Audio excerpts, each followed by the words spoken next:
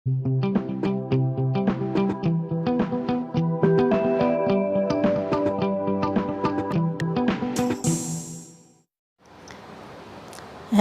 नमस्ते। आज हम काली खांसी यानी कुकर खांसी और इसको कुत्ता खांसी भी कहते हैं और इसे अंग्रेजी में हम वूपिंग कफ के नाम से जानते हैं। काली खांसी एक प्रकार के रोगाणुओं द्वारा होती है।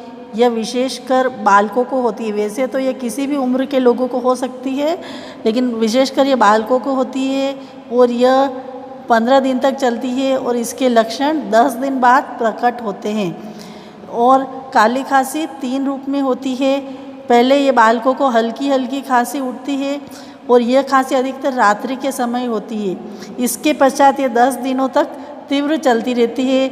बच्चों की नाक बहने लगती है, छींकें आती है और इसके पश्चात बालक को एकदम अधिक समय तक खांसी आती है। उसका चेहरा लाल हो जाता है, हल्का बुखार भी आता है, शरीर में ऐंठन सी होती है और लगभग चौथे सप्ताह बाद बालक को धीरे धीरे उसमें सुधार होता है और इस रोग में रोगी को खांसी बहुत आती है।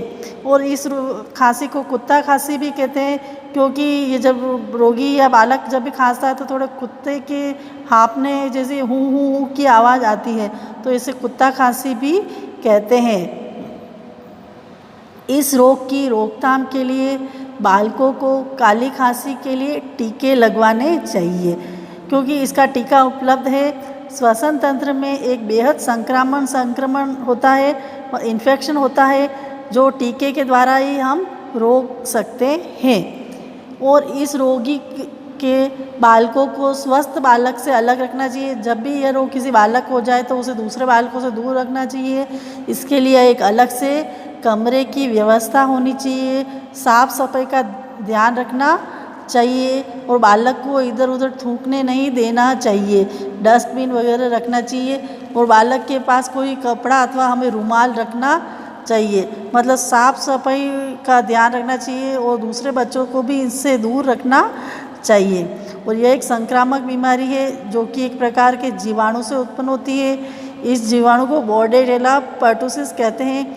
ये बैक्टीरिया ऊपरी श्वसन प्रणाली के सीलिया से जुड़ जाता है और जिससे जीवाणु विषाक्त पदार्थ बनाते हैं। तो ये खांसी हो सकता है बहुत लंबे समय तक भी चल सकती है।